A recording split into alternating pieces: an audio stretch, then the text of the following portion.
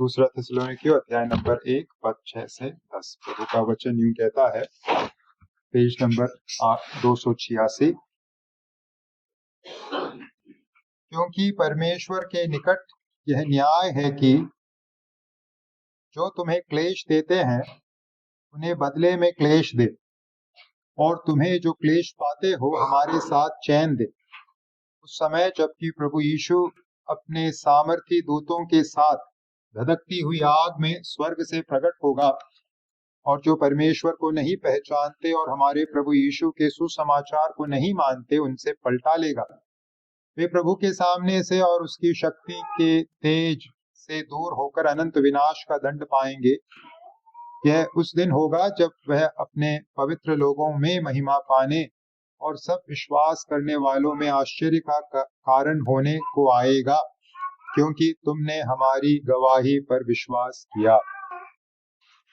प्रभु इस वचन के द्वारा हमसे बातें करें। जब हम प्रभु की मेज की ओर आते हैं, प्रभु का मेज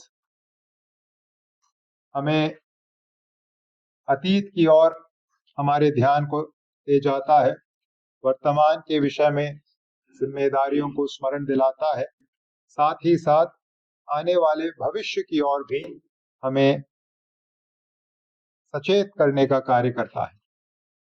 और जहां तक भविष्य की बात है, जिस पहलू को मेज के संबंध में हम मुख्य तौर पे स्मरण करते हैं, वो है हमारा प्रभु इस संसार में दोबारा आएगा। प्रभु यीशु इस संसार में दोबारा आएंगे। वचन में स्पष्ट बताया गया है, प्रभु ने कहा, हम कब तक इस मेज में से भाग लें, जब तक प्रभु वापस न आते हैं, तब तक। तो यह मेज हमें प्रभु के आगमन, द्वितीय आगमन को स्मरण दिलाने का कार्य भी करता है। जब प्रभु इस संसार में दोबारा आएंगे तो क्या करेंगे?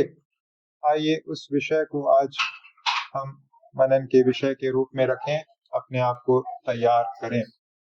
जब हमारा प्रभु वापस आएगा तो वो क्या करेगा? क्या करने के लिए प्रभु वापस आ रहे हैं? एक जो कार्य है वो हम यहाँ 6 आयत में पढ़े। क्योंकि परमेश्वर के निकट यह न्याय है कि जो तुम्हें क्लेश देते हैं उन्हें बदले में क्लेश दे। प्रभु क्या करने के लिए इस संसार में दोबारा आ रहे हैं? बदला देने के लिए इस संसार में दोबारा आ रहे हैं। कई पहलू हैं प्रभु के द्वितीय आगमन से संबंधित, लेकिन एक जो मुख्य पहलू है, प्रभु इस संसार में बदला लेने के लिए या न्याय करने के लिए आ रहे हैं।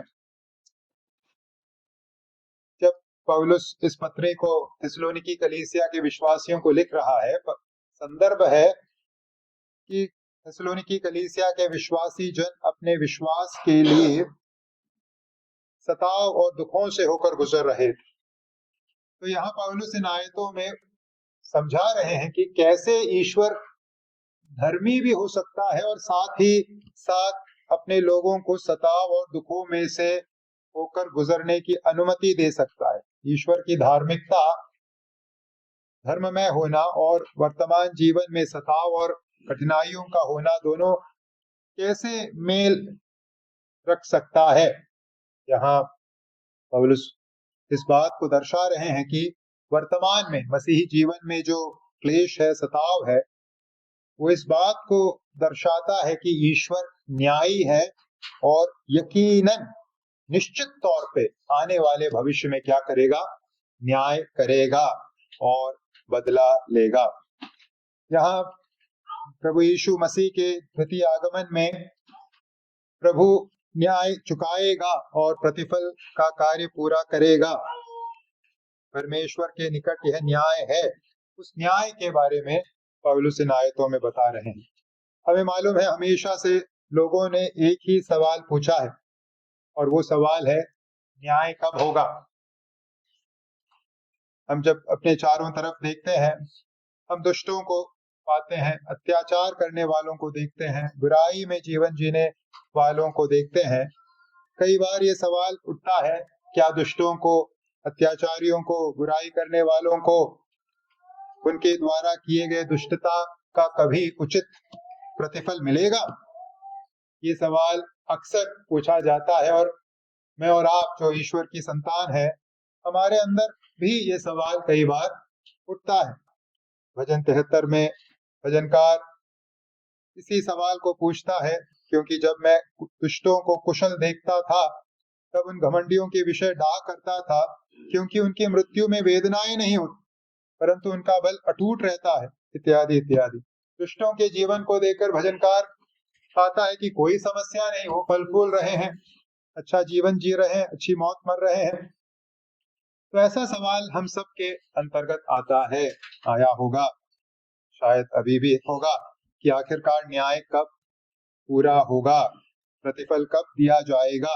विशेषकर ऐसे माहौल में जब हम रह रहे हैं जहाँ प्रभु के लोगों को सताया जा रहा है, उनको उनका मजाक बनाया जा रहा है, उनके विषय में गलत बातों को, मनगढ़ंत बातों को गढ़ा जा रहा है, ये सवाल और प्रासंगिक हो जाता है कि प्रभु क्या आप न्यायपूर्ण रीति से प्रतिफल देंगे? यहाँ इन आयतों में जो आज हमने पढ़ा, इन सब सवालों का जवाब एक तरीके से दिया गया है। 6 और 7 में, क्योंकि परमेश्वर के निकट यह न्याय है कि जो तुम्हें क्लेश देते हैं उन्हें बदले में क्लेश दे, और तुम्हें जो क्लेश पाते हो हमारे साथ चैन दे, उस समय जबकि प्रभु यीशु अपने सामर्थी दूतों के साथ धधकती हुई आग में स्वर्ग से प्रकट होगा। तो यह है उत्तर जो पौलुस अपने पाठकों को दे रहे हैं, और मेरे लिए, आपके लिए भी यही है उत्तर। हमारी अवस्था में एक परिवर्तन आएगा। आज जो इक्वेशन, आज जो आंकड़ा हम देख रहे हैं, वो आंकड़ा हमेशा नहीं बना रहेगा। आज जो अवस्था हम देख रहे हैं, वो अवस्था सर्वदा के लिए कायम नहीं रहेगी। एक बड़ा परिवर्तन आएगा और आने वाला है, जब प्रभु धधकती हुई आग में स्वर्ग से प्रकट होगा। तो हम क्या करें? इस ज्ञान के आधार पर, इस समझ के आधार पर किस प्रकार का जीवन जिएं? मसीहियों के तौर पर हमें अनंत काल के लिए जीना चाहिए, न कि वर्तमान के लिए। वर्तमान पर दृष्टि डालकर, वर्तमान समय के मूल्यों के अनुसार अगर हम जीवन जिएंगे, हम इस संसार के इस माहौल में अपने विश्वास को डगमगाता हुआ पाएंगे। लेकिन अनंत काल के मूल्यों को ध्यान में रखते हुए अगर आज हम मसीही जीवन जिएंगे, वर्तमान का मसीही जीवन जिएंगे, हम अपने विश्वास में डगमगाएंगे नहीं। तो जब हम इस मेज में से भाग लेने के लिए अपने आप को तैयार करते हैं, आइए अपने दृष्टिकोण को सही करें। संसार की ओर जो हमारी दृष्टि बार बार चली जाती है, जो हमारे मन में आशंका और भ्रम पैदा करती है, सवाल पैदा करते हैं, हमारे विश्वास को कमजोर बनाती है, उस दृष्टि को आइए रीट्यून करके आने वाले अनंत युग की ओर लगाएं। प्रभु आएंगे, धधकती हुई आग में प्रभु स्वर्ग से प्रकट होगा और प्रभु बदला देगा, प्रभु प्रतिफल देगा। इस दृष्टिकोण के साथ आइए हम अपना जीवन जिएं। प्रभु जब बदला देने आ रहे हैं, ये बात यहाँ बताई गई है, प्रभु जिस न्याय को करेंगे उस न्याय के विषय में हम यहाँ दो पहलुओं को देख सकते हैं। प्रभु किस प्रकार का न्याय पूरा करने जा रहे हैं। 8वें पद में हम पढ़ते हैं, जो परमेश्वर को नहीं पहचानते और हमारे प्रभु यीशु के सुसमाचार को नहीं मानते, उनसे पलटा लेगा। वे प्रभु के सामने से और उसकी शक्ति के तेज से दूर होकर अनंत विनाश का दंड पाएंगे। तो प्रभु जो न्याय पूरा करेंगे आने पर, उनके द्वितीय आगमन पर, उसका पहला पहलू यहाँ हम देखते हैं। प्रभु पलटा लेगा। किन से पलटा लेगा? यहाँ लिखा है, जो परमेश्वर को नहीं पहचानते और हमारे प्रभु यीशु के सुसमाचार को नहीं मानते, इन लोगों से प्रभु पलटा लेगा। यहाँ दो प्रकार के लोगों का जिक्र नहीं किया गया है। परमेश्वर को नहीं पहचानना और प्रभु यीशु के सुसमाचार को नहीं मानना, ये दो अलग अलग वर्ग नहीं है, ये एक ही वर्ग है, एक ही ग्रुप है, जो प्रभु को जानने के बाद, समझने के बाद मानते नहीं हैं, या जो प्रभु को सुनने के बाद रुचि नहीं रखते, प्रभु के विरोध में जाते हैं।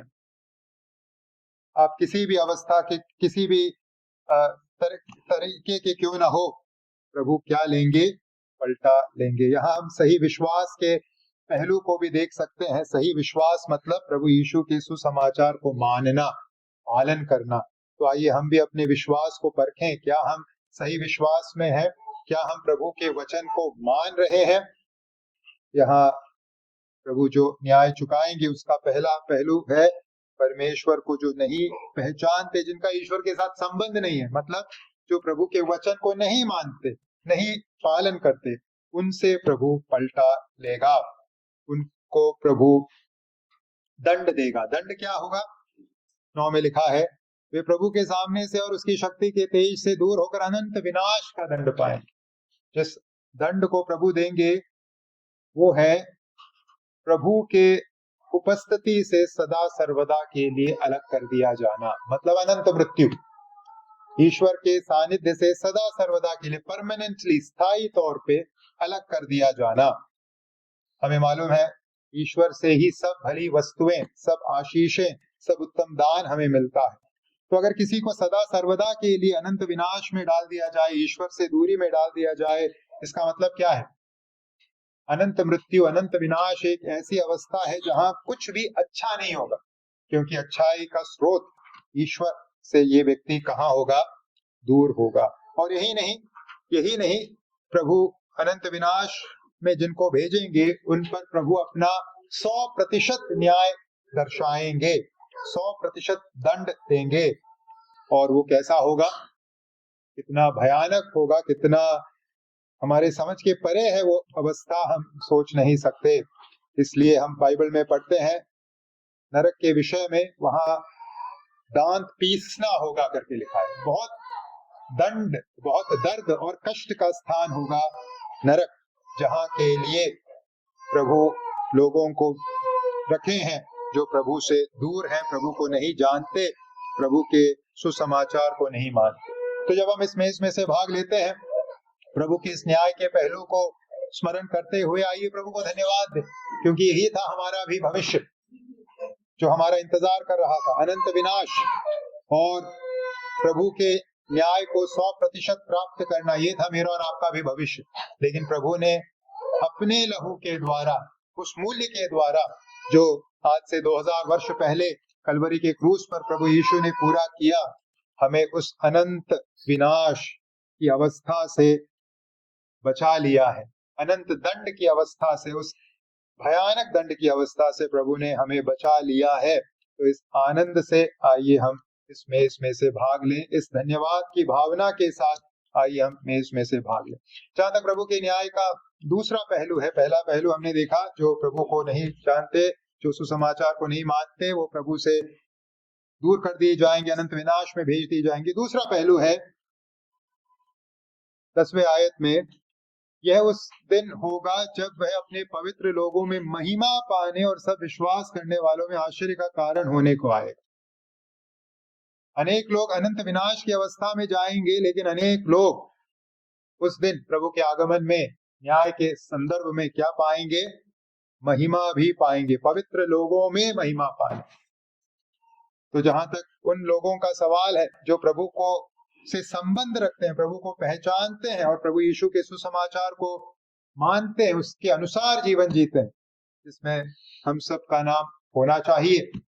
प्रभु से संबंध रखने वाले, प्रभु के वचन को के अनुसार चलने वाले, हम किस प्रकार का न्याय पाएंगे? न्याय के अंतर्गत हम क्या पाएंगे? महिमा पाएंगे। प्रभु यीशु की महिमा में हम भी सहभागी होंगे और प्रभु के संग, जैसे हम दूसरे आयतों में पढ़ते हैं, सदा सर्वदा वास करेंगे। एक महिमा हमारा इंतजार कर रही है जब प्रभु बादलों में वापस इस संसार में आएगा। कुछ लोगों के लिए प्रभु का आना विनाश का कारण ठहरेगा, कुछ लोगों के लिए प्रभु का आना महिमा का कारण ठहरेगा। प्रभु का धन्यवाद, हमारा भी अंत विनाश ही था, लेकिन इस लहू के द्वारा, जो इस मेज के द्वारा हम स्मरण कर रहे हैं, प्रभु यीशु का लहू, प्रभु यीशु का देह, प्रभु यीशु की देह, प्रभु यीशु का लहू, उनके द्वारा जो उद्धार हमें मिला है, उस अनंत विनाश में से हमें महिमा की ओर प्रवेश कराने का काम किया है। तो आइए आज जब हम इस मेज में से भाग लेते हैं, इस आश्वासन के साथ भाग लें कि वर्तमान जीवन में प्रभु के लोगों के विरोध में चीजें हो रही हैं, जरूर हो रही हैं, लेकिन एक भविष्य है, प्रभु का एक आगमन है जो अति शीघ्र होने वाला है, और उस दिन पूरा आंकड़ा क्या हो जाएगा, पलट जाएगा। इसलिए आइए हम हताश न हो, उस आने वाले युग की ओर दृष्टि लगाकर जीवन जीने के लिए अपने आप को सौंपें, और धन्यवाद के साथ पवित्रता में इस मेज में से आइए हम भाग लें। ऐसा करने में प्रभु मेरी और आपकी सहायता करें।